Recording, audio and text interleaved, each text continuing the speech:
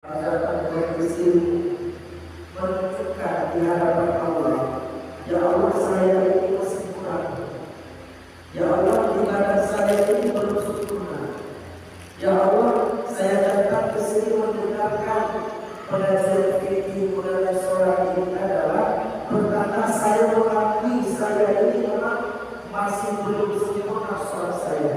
Terimalah ya Allah, paham tidak paham ini menjadi sebab Allah Subhanahu wa taala mengampuni semua kekurangan kita. Anak kita dia pakai motor masih belajar, jatuh kita tak tahu. Kenapa? Dia masih belajar. Begitu juga kita terus belajar. Andai kan dalam amal itu ada kesalahan, Allah mengampuni karena dia masih belajar. Seorang ulama ulama besar, ulama Khalil Ahmad, di tulisan paspornya itu adalah pelajar masih muda, status pelajar, boleh terjadi umurnya 40 tahun masih status boleh terjadi sampai mati pun status KTP-nya di paspornya adalah boleh terjadi. Kenapa beliau mengatakan saya selalu mencari ilmu dan itu tidak ada batasannya, maka status beliau meninggal dalam keadaan seorang yang mencari ilmu. Berharap besar. Maka ini setelah kita melewati kemarin rukun sholat, sekarang kita masuk ke sunnah sholat. Ya. Bismillahirrahmanirrahim. Babu sunnah sholati, babu menerangkan mengenai sunnah sholat. Wahia adapun sunnah sholat, sunnah adalah sunnah kasirun yang banyak. Kalau rukun tertentu 40 boleh 14, 40 wahab 13, 40 menit 14, 17, ada hubungannya. Tapi kalau kalau sunnah sholat kasirun banyak.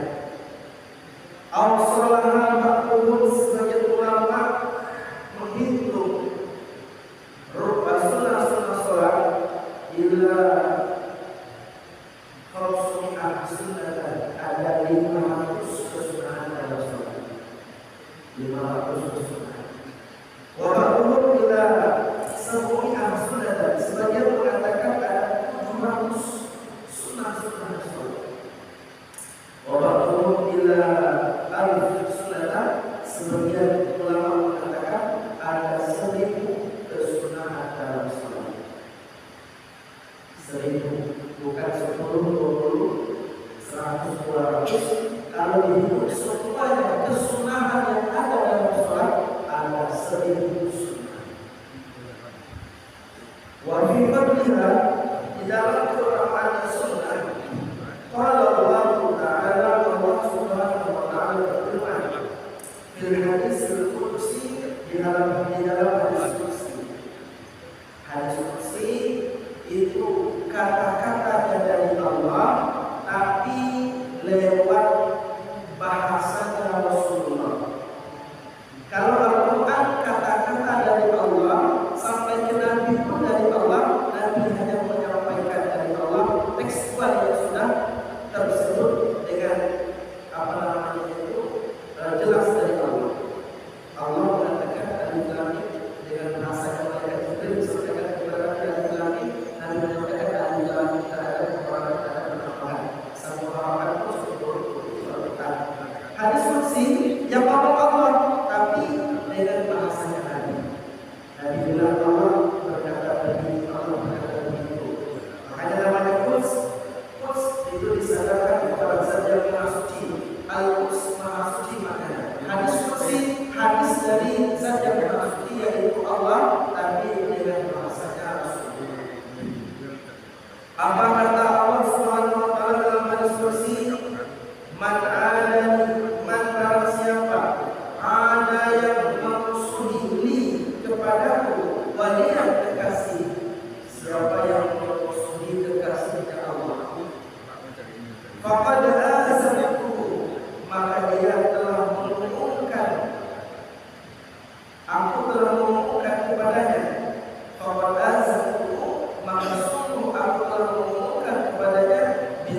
diri dengan peperangan. Siapa yang sungguh dikasih Allah, Allah mengumumkan kepadanya, Allah berperang dengan dia. Nah, ini hati-hati. Siapa kekasih Allah? Inna waliyallahu alladhina taqaw walladhina hum muslimun alladhina amanu wa kanu yattaqun. Wali Allah itu dalam merupakan singkat iman takwa. Alladzina amanu wa kanu yattaqun, orang beriman bertakwa itu wali Allah. Itu adalah istimewa dalam Al-Quran. Maka dengan orang beriman, dengan orang yang bertakwa, yang rajin ibadah, harus berhati-hati. Kalau kita memusuhi dia, tidak senang dengannya, karena apalah kalian ada, sedangkan dia iman dan takwa, berarti kita telah mengajak Allah untuk berdoa. Dan Allah mengucapkan saya akan berperang dengan dia. Maka tidak akan ada yang bisa menang melawan Allah Subhanahu wa Ta'ala.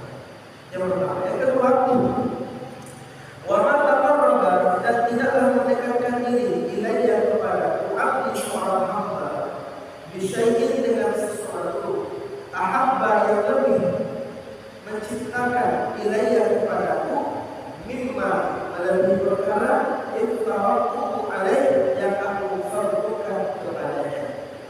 Tidak ada perkara yang lebih cepat mendatangkan kecintaan Allah melebihi perkara yang fardu, sholat yang fardu, puasa yang fardu, sedekah yang fardu. Apa sedekah fardu? Zakat. Sholat fardu, sholat lima waktu. Puasa fardu, puasa bulan Ramadan. Haji. Maka tingkatan perkara yang fardu atau yang wajib ini melebihi semua amal yang sunnah. Amal yang sunnah. Jadi ketika seseorang beramal sunnah sebanyak-banyaknya, tidak bisa membandingi amal fardu. Andaikan ada orang sholat sunnah tahajud tiap malam 2 jam 3 jam, tapi tidak sholat 5 waktu, maka amalnya sia-sia. Bahkan kata orang contoh, ya, ketika sholat subuh absen sahabat, yang absen semua rakyatnya, semuanya sudah berdoa subuh kecuali satu orang namanya Sulaiman. Umar langsung ke rumahnya, ketuk pintu, ibunya buka pintu, wahai ibunda, kemana Sulaiman? Kenapa kamu sholat subuh berdoa? Kata ibunya, Sulaiman dia bangun malam sholat sunnah semalam subuh, sebelum subuh dia tertidur. Kata orang berdoa, aku lebih menyukai sholat subuh 2 rakaat berjamaah daripada sholat sunnah semalam subuh. Tingkatannya fardu lebih tinggi daripada yang lain. Maka tidak ada amal yang lebih cepat mendatangkan kecintaan Allah kepada hambanya melebihi amal yang fardu. Sholat 5 waktu itu kurang semangat. Masjid ya awal setelah subuh juga sedikit. Tapi kalau yang fitri itu, bayar fitri, jamaah membludak. Bahkan depan rumah ke depan lagi, nggak cukup. Yang di depan itu perlahan pakai orang, sehingga imam mau subuh itu terang kepala lagi tembok. Sudah mepet saking banyaknya orang. Pegawai salam masuk ke dalam bukan subuh. Nah, padahal Idul Fitri sholat sunnah. Tengah malam ketiga, pohon apa namanya itu di panjangnya, ngapa? Allah mengasai, mandi, persiapan yang bagus hanya untuk sholat Idul Fitri. Padahal umumnya adalah sunnah. Tiba waktu sholat subuh, bisa dihitung. Jangankan persiapan azan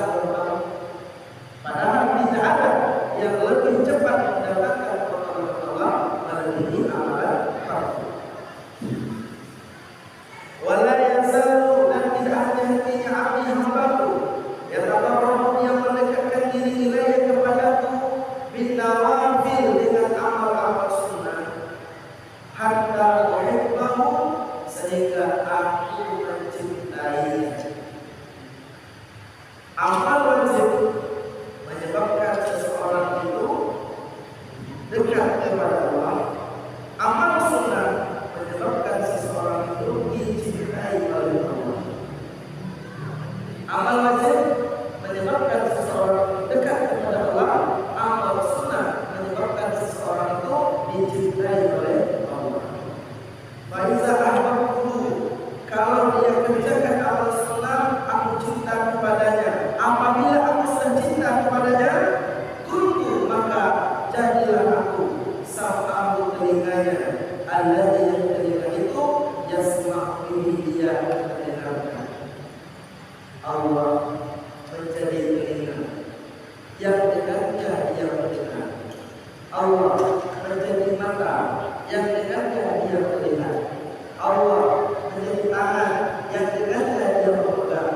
Allah menjadi kaki yang dengannya dia berjalan. Nah, hadis-hadis seperti ini perlu pemahaman yang betul. Masa Allah menjadi telinga, Allah menjadi tangan, Allah menjadi kaki. Lalu bagaimana maknanya?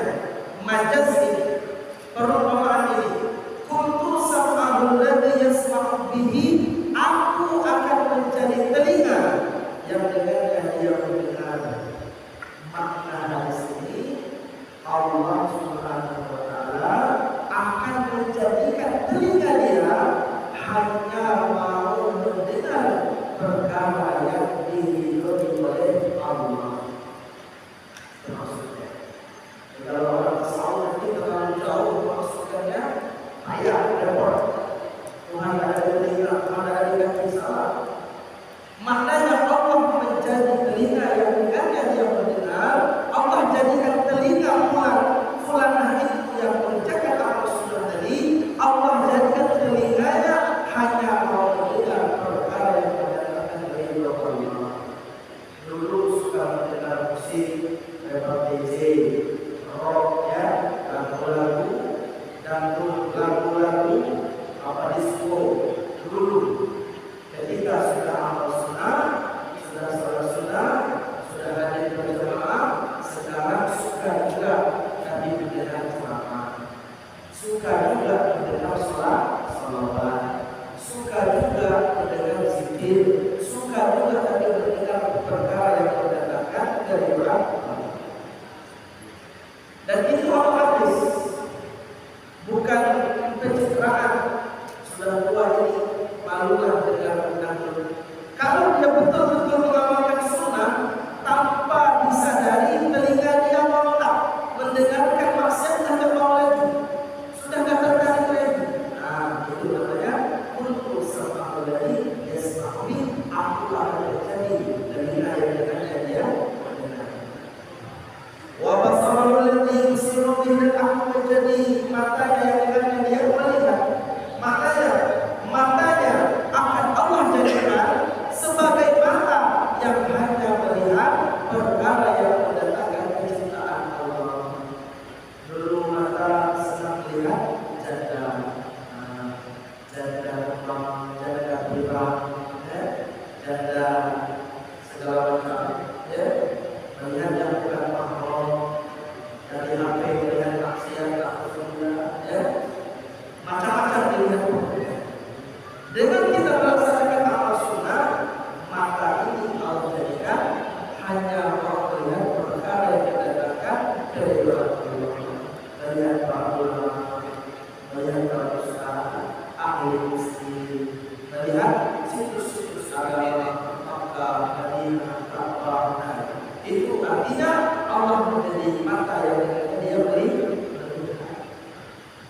Apalagi nanti 2 hari lagi, ulama besar itu ceramah ini, ceramah malam ini, pukul 5 saja, pukul 5 malam, ceramah itu dari malam itu. Profesor Dr. Ustaz Agus Somad, MC, Isa, MPH, sampai pakai itu dalam lupa. Jangan dianggap biasa memandang wajah ulama sekali pandang, memandang wajah ulama sekali pandang dengan senang. Allah menciptakan 1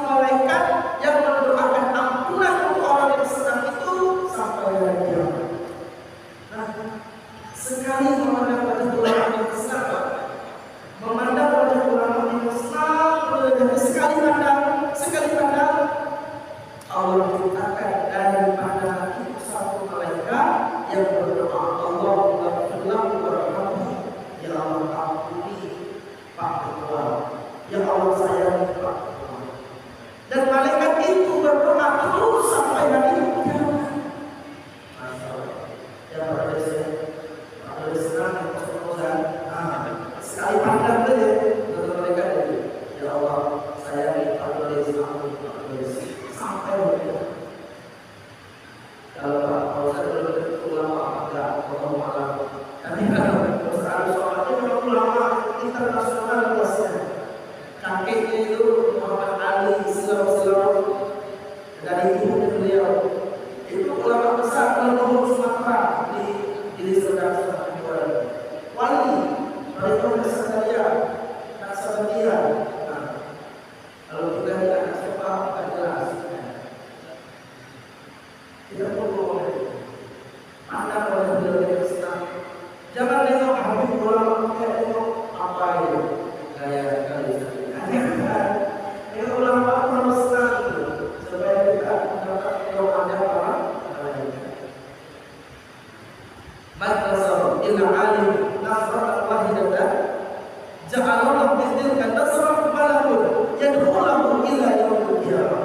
Siapa yang senang melihat ulama sekali pandang, maka dari pandangan kesenangan itu Allah ciptakan satu malaikat yang mendoakan ampunan dia sampai hari kiamat. Sekali pandang, dua kali pandang, tiga kali pandang, 100 kali pandang, sejumlah pandangan, sejumlah malaikat. Kalau dengan ceramah jadi banyak, tinggal buka aja itu. Tapi kita mau langsung nengok aja langsung supaya apa? Kita mendapatkan manfaatnya. Saya dari ketika saya status itu dari Tampang sana sudah mulai persiapan. Dari Bukit Sakti persiapan, dari Lunak Selalu itu sudah Ustaz ketika kita untuk acara luas ya sebenarnya. Dari Gunung Air Ramisa sudah jadi. Nah, dari perangkat sudah menarik dari pondok-pondok orang datang semua.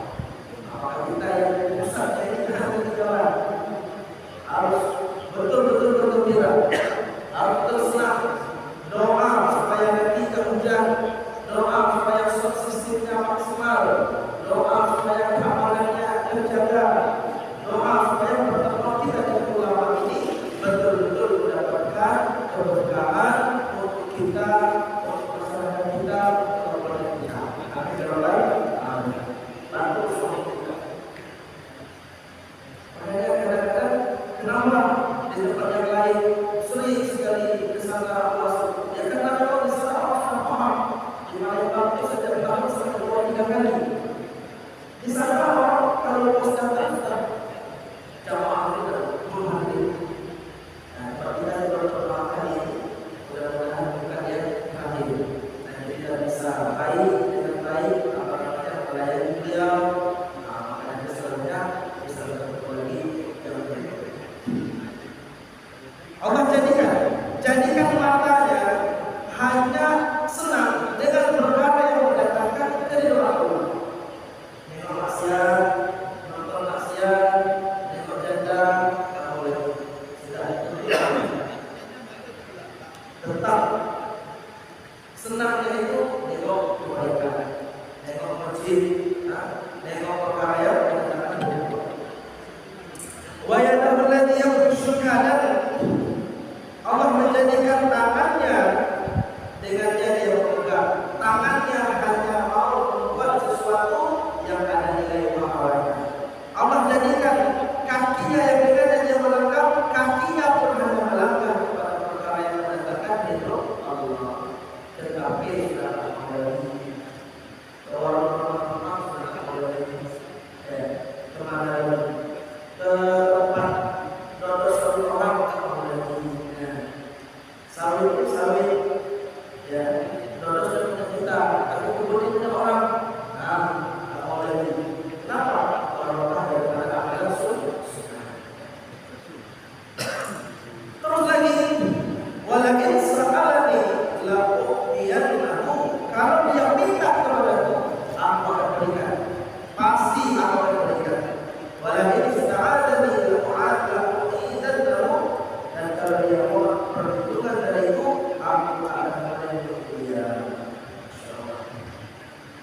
kesinambungan.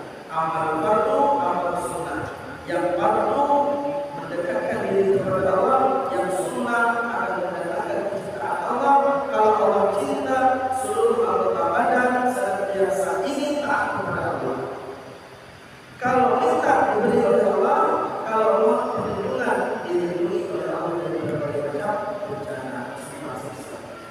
Aksa sunnah, pembagian sunnah. Jadi dari 1000 sunnah itu ada pembagian lagi. Aksa sunnah, pembagian sunnah minna yang diwaktiha dari arah waktunya. Salah satu ada 3. Sunnah dalam sholat. Pertama, sunnah sebelum sholat. Kaidah wal iqamati wasiwaki seperti azan, iqamah, siwak. Itu sunnah namanya azan, iqamah seperti itu hukumnya sunnah, namun masuk kategori sunnah sebelum sholat. Wa sunnah asal sholat, dan kedua sunnah di tengah sholat. Sunnah di tengah sholat, sunnah ketika sholat. Ini dan sunnah ketika sholat terbagi lagi menjadi 2 bagian. Af'ali wa hayati, sunnah af'al dan sunnah hayat. Af'al dan sunnah af'al, af'al itu jamaknya ba'dul, ba'dul adalah bagian. Sunnah yang termasuk bagian sholat. Wasumiyat bidzalika, dan dinamakan af'al karena sunnah itu asbahatul faraid, menyerupai wajib. Baiklah sujud sahwi, maka diperintahkan sujud sahwi idza tarakaha, apabila meninggalkannya. Wahia, adapun sunnah af'al itu berismal secara ringkas, salah satu ada 3. Sunnah dalam sholat ada af'al, ada hayat. Kalau af'al ketinggalan sunnah sujud sahwi. Kalau hayat ketinggalan tidak ada kesunahan apa-apa. Apa sunnah af'al itu? 1, kata syahudul awalu, tasyahud awal. Ya, tasyahud awal kita ulang lagi, bukan rukun, tapi sunnah. Cuma sunnahnya af'al. Jadi kalau kita ketinggalan tasyahud awal, sudah berdiri jangan turun lagi. Sekali lagi, ketinggalan tasyahud awal, rakaat kedua tidak tasyahud awal, kita sudah berdiri, jangan duduk lagi. Kalau itu sholat batal. Lantas bagaimana Ustaz? Lanjut rakaat ketiga, nanti setelah tasyahud akhir, sebelum salam, sujud sahwi 2 kali. Subhanallah la ilaha wa la yasbu, subhanallah la ilaha wa la yasbu, subhanallah la ilaha wa la yasbu. Sujud lagi kedua. Subhanallah la ilaha wa la yasbu, subhanallah la ilaha wa la yasbu, subhanallah la ilaha wa la yasbu. Terus assalamualaikum. Kalau tasyahud awal berdiri, enggak tasyahud awal, ya, tidak baca tahiyat awal, dia kedua langsung tegak, rakaat ketiga, terus makmum duduk subhanallah. Imam sudah posisi berdiri, duduk lagi, sholat imam batal. Kenapa Ustaz? Tahiyat awal sunnah, sedangkan berdiri itu adalah wajib atau mementingkan sunnah daripada fardu sholatnya. Tapi kalau dia baru ancang-ancang mau tegak, makmumnya cepat subhanallah, orang-orang saja, belum sampai tingkatan naik, ya. Kalau dalam tingkatan minimal ruku, ya belum naik, pokok yang belum naik, baru ancang-ancang subhanallah, belum lagi, belum ada tahiyat awal. Tapi kalau dalam posisi berdiri, ya, dia ditegur, duduk lagi, bersunnah. Karena dia sudah. Kemudian, wal qunut, bahasa seperti qunut. Kalau imam lupa qunut, sujud sahwi.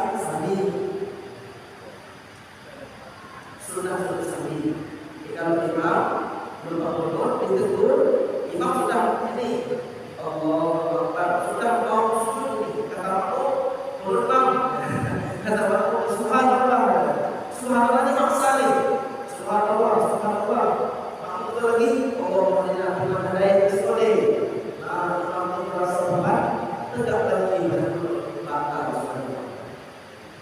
Kecuali kalau imamnya baru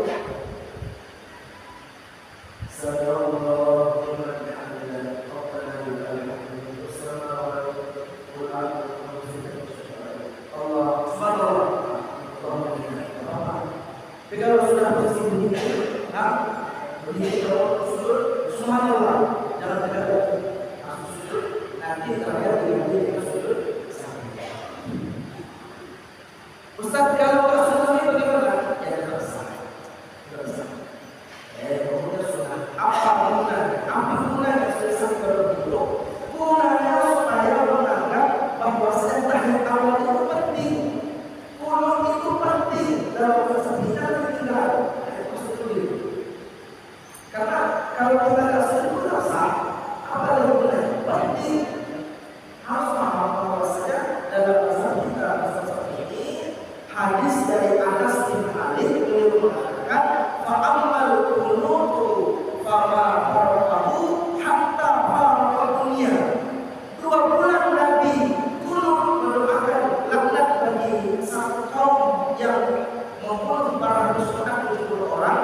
2 bulan itu pun 5 waktu kulus doakan, hancurkan bid'ah, hancurkan kebilahan. Setelah itu berhenti, belum berhenti. Tapi kata Anas bin Malik, ada pun sholat subuh, Nabi tidak berhenti dulu sampai beliau berhenti. Masalah ini. Padahal tahu harus turun ini. Besok imamnya ingat, belum. Makanya kita boleh susah sapi supaya tidak menjadi kebiasaan meninggalkan supaya tidak menjadi kebiasaan meninggalkan tadi ayat Allah. Polisi maaf, peringatan, ya, peringatan. Kalau nggak dikasih peringatan itu nanti bisa. Sekali-kali perlu ada peringatan supaya apa? Supaya besoknya tidak terbiasa. Kemudian yang ketiga, assalamu ala nabi pada saat akhir, salawat kepada Nabi pada saat akhir. Nah ini dalam tinggal salawat kepada Nabi pada saat akhir, ini juga disunahkan sujud sahwi. Itu termasuk sunnah apa? B. Hayat sunnah hayat.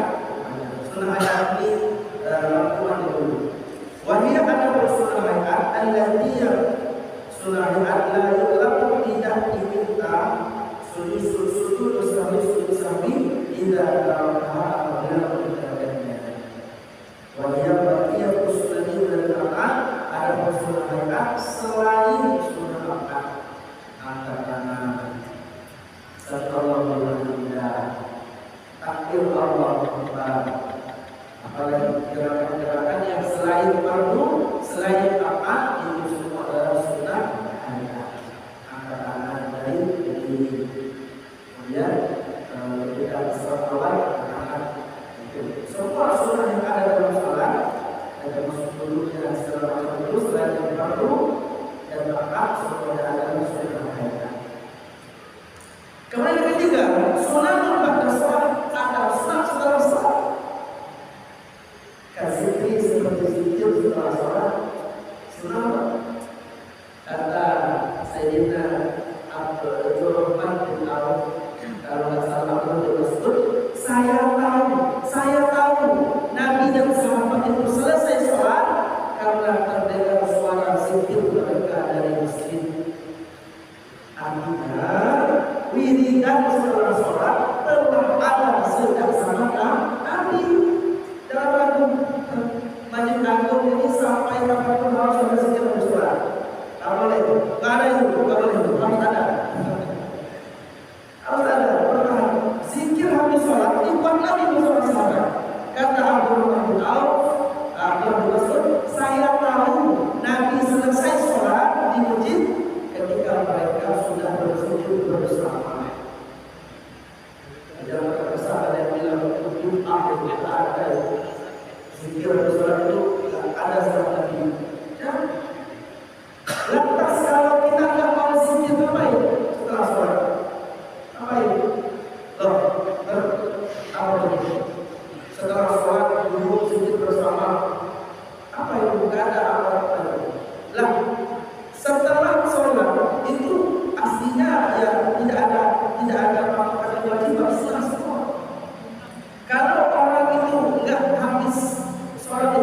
zikir, mungkin dia harus sholat HP, mungkin dia harus KWC, dia sama-sama kan posisinya. Nah, daripada habis sholat itu diam atau tidur atau KWC atau buka chattingan, mending zikir sama-sama.